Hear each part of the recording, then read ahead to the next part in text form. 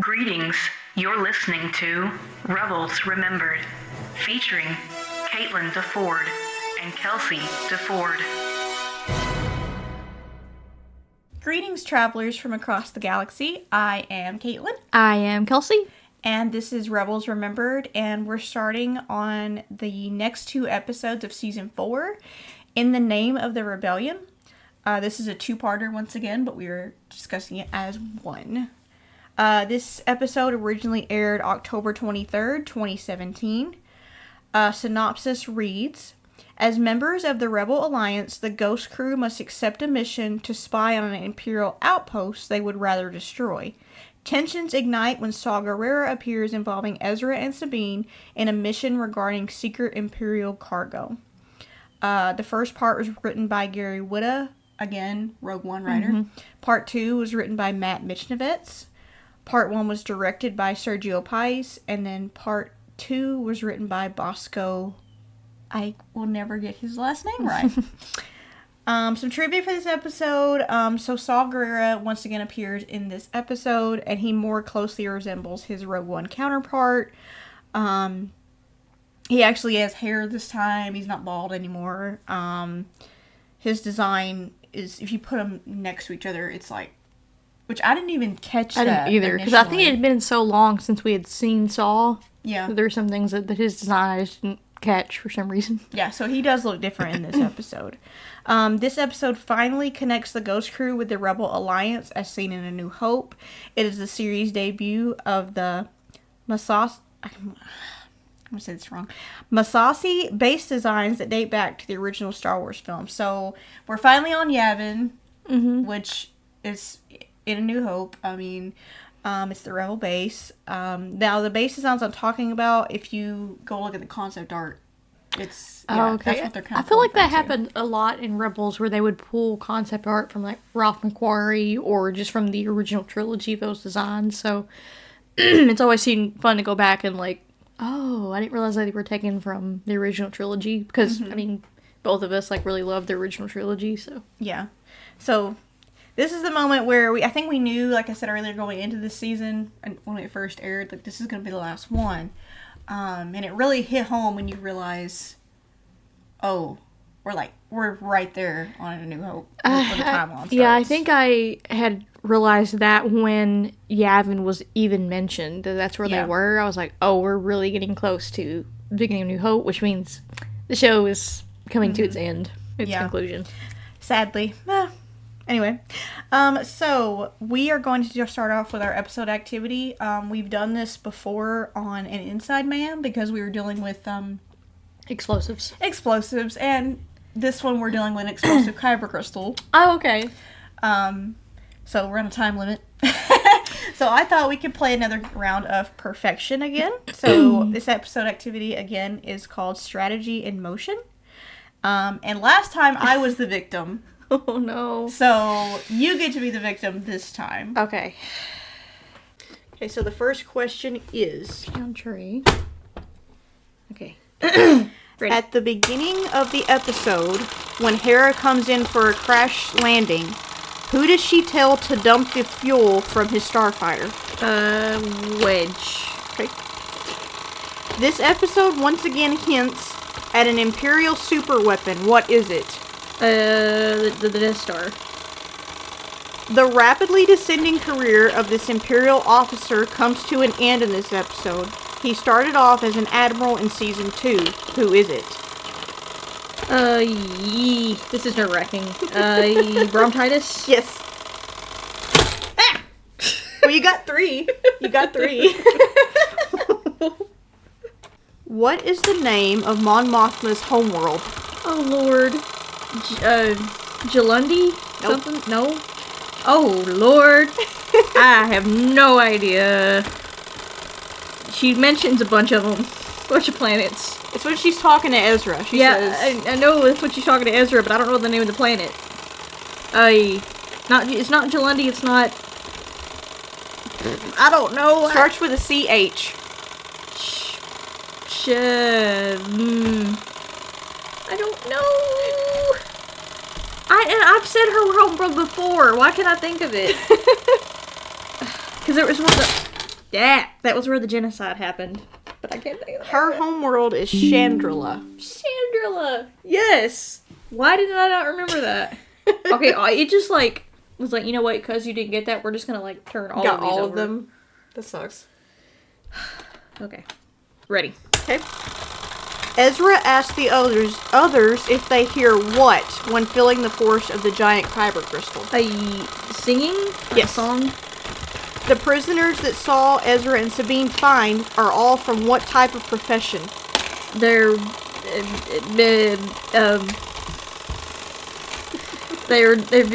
nuclear reactor Yes. people. Yes. I don't know the term. Power and reactor technicians. Okay. This is the second time a Kyber crystal is destroyed to keep it out of the hands of the Empire. What was the other episode where they were destroyed? Ghost of Geonosis? No. No. What was destroyed? I couldn't hear the rest. This is the second time a Kyber crystal is destroyed to keep it out of the hands of the Empire. I think Kanan mentions it. Oh. What was the other episode where Kyber crystals were destroyed? Yeah, I don't know. I actually heard him say that. I was like, I don't even remember that episode. Breaking ranks. What? Okay, so Ezra had to get intel on the shipment from the Academy, and Hera and Kanan went to destroy the shipment. How did I not remember that it was Kyber Crystal? Yep. That's crazy. Wow. You did better than me. I'm sweating. Alrighty, what would you rate this episode? I'm gonna say 6 out of 10. Part 1 was my favorite part. Yeah, for some reason, part 1 was my favorite. I know part 2 had a lot of action in it, but I don't know, I liked them bringing up the topic of the cost of war. Yeah. And seeing, like I mentioned before in this pod, that, Saw and Mon Mothma. Mon Mothma see things differently as far as do the ends justify the means. Yeah. That's a good scene, too. That is a good scene between the two of them, yeah. But yeah, overall, I like part 1 better. Because I think I mentioned this, like, off pod, was it sort of followed the same formulaic thing we've already seen, where it's like, this time it's Sabine and Ezra that have to learn, maybe that's not the best, because if you take Saw's philosophy of the ends justify the means, they should have just left those prisoners there. That's true. And so it's sort of more like part 2's like, oh, let's learn a lesson about how that's not right, and then let's go back to the Ghost Crew. Yeah. True. Yeah. I like part 1 as well because, like, there's a lot of good stuff in the beginning where our Ghost Crew is back together. You know, Sabine's back, and we get to see our original family together. The stuff with Mon Mothma and Saw. But also there's a lot of great Sabine and Ezra moments initially, part 1. Yeah. With the dish. Sequence. Keep moving the dish and everything. I just love that sequence. I think it's really cool. And Ezra, of course, messing up. Like, it could have been an easy fix for them to just patch bronchitis back through the the relay. But he was like, no, I'm bronchitis. And, like, he's actually talking to bronchitis. So part 1's initially with them, with the outpost, the little dish thing, trying to, like, use it against them. And then there's this debate over why can't we just destroy it? And you mentioned off pod, there's a scene where we get to see where Hera even is struggling with that. Like, she's like, this isn't gonna hurt them. And we just witnessed a lot of Phoenix Squadron be destroyed by Thrawn. And she mentions, like, I want to hurt them like they keep hurting us. And that's interesting because we've never really seen Hera.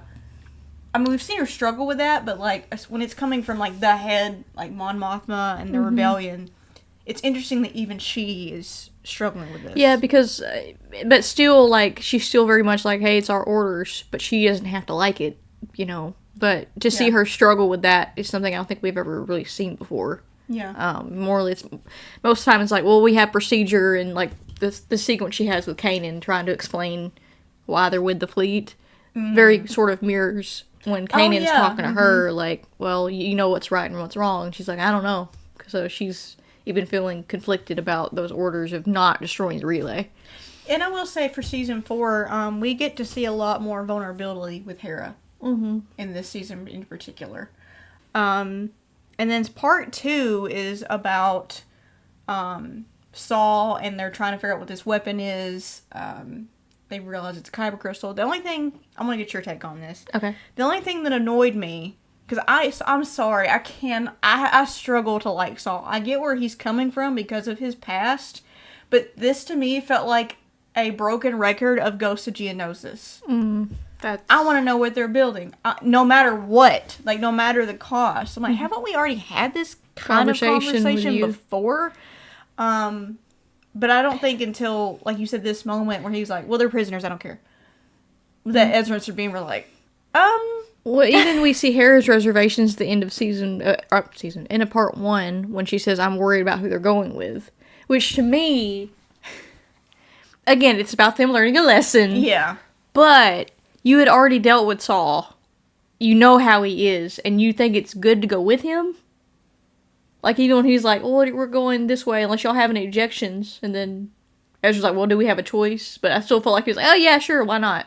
Like, it felt very... he kind of used him, too. That's he true. was like, yeah. I rescued you, so I'm owed something. He kind of throws that back at him. Yeah. Like, since I helped you, maybe you can help me, you know? Well, not only the broken record of it is, we know by the canon that is A New Hope, no one is supposed to learn about the Death Star. Exactly. The only people that learn about it is, I guess, Jyn Erso and her team in Rogue One. And guess what happens to them? So, like, spoiler alert. Yeah. So, I mean, it felt moot. I'm like, why are we having this conversation? I need to know what this is. But you're not going to know. We know this. You're not going to figure it out.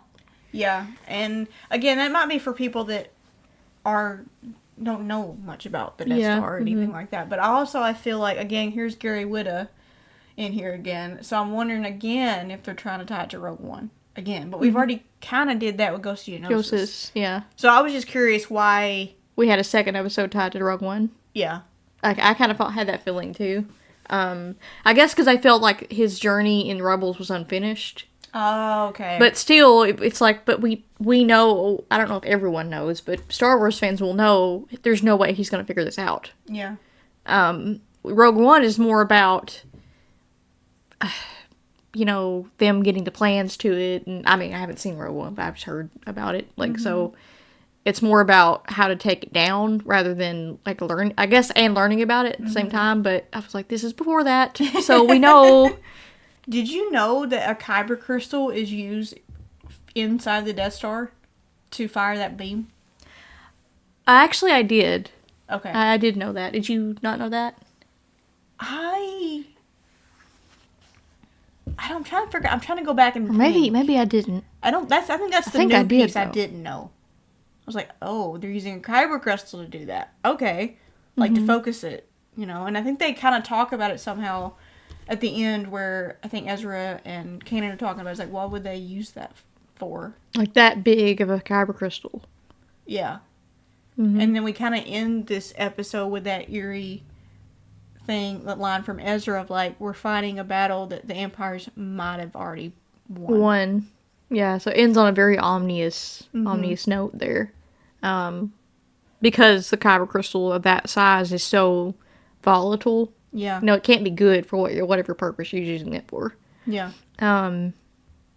So, yeah, very ominous note. I did like Kallus in his rebel outfit. Yes. It was like very like Rebels, but also very 70s. The yellow jacket that he had on, I was reminded of Mark Hamill at the end of Star Wars. I had that brought to mind. His hair is now longer. He looks nice. I also did enjoy, especially in part 1, with the scene between Kanan and Ezra.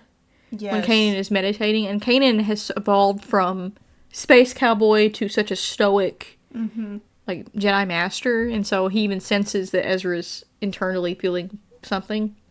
And he's like, well, just meditate with me. So we had that moment where they just kind of meditate and sort of, I don't know, I'm big on medication. Yeah, I think me it's too. good for, like, your mind and things like that. So I enjoyed that scene.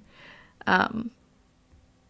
The scene, sorry, we're on a Kanan kick now. So the scene where Hera is being chased by the TIE fighters that are like the defenders, TIE defenders or whatever. Is that what they're called? Yeah. Oh yeah. And then Zeb's like, I'm shooting, but it's not working. And then Kanan says, go beneath the clouds. And he's kind of guiding her. That was pretty cool. That was cool, yeah. Mm-hmm. I forgot about that scene. What? I forget about that. That was, again, that's in part 1. Yeah. Yeah. Mm-hmm. Another part in part 2 that I liked was Chopper and the prisoners.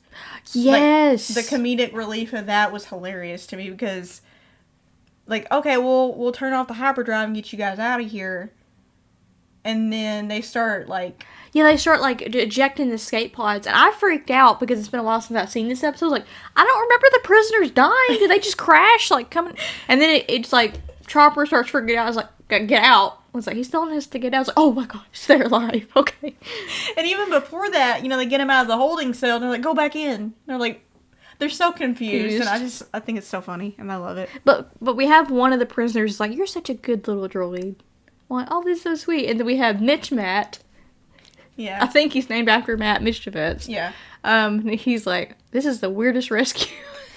like, what is happening? With regard to the prisoners, I think you do see growth in Ezra, too. Where, he's like, especially when Saw, like, makes the Kyber crystal overload when he strikes it. Which is totally radical.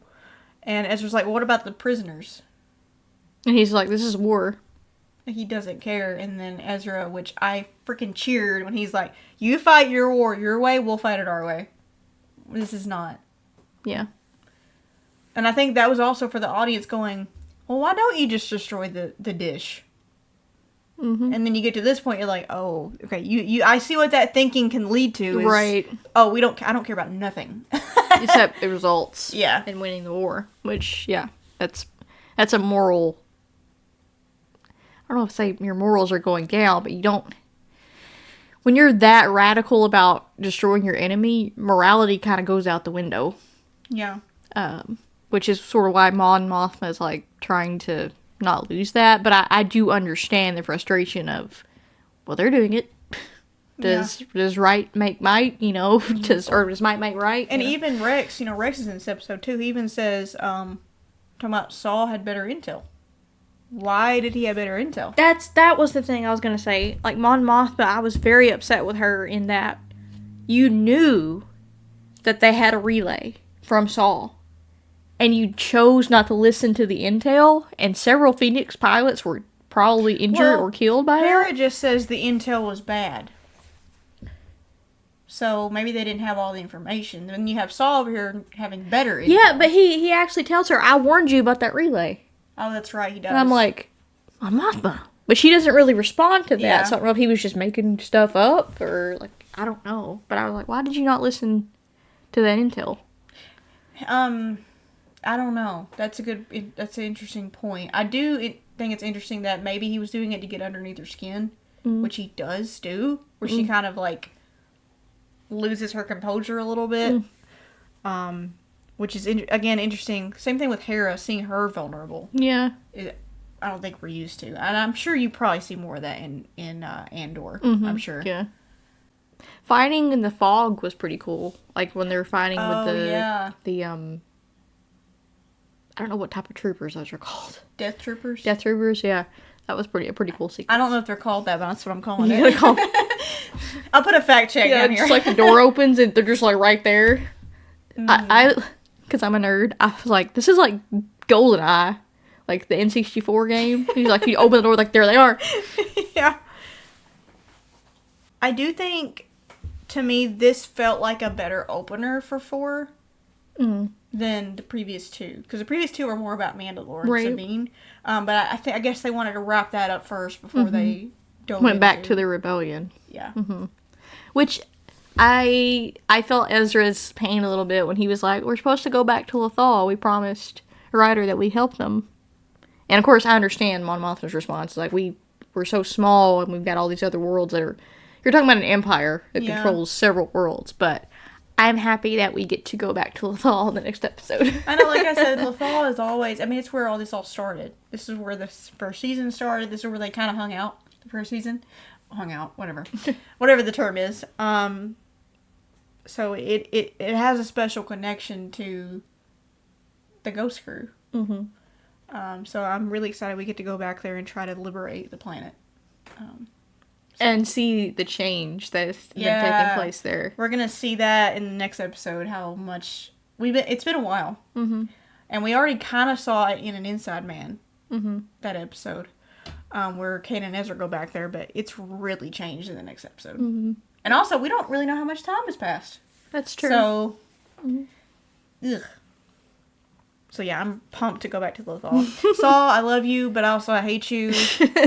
Frustrating. Frustration is the best. I don't hate him, but it's so frustrating. Yeah.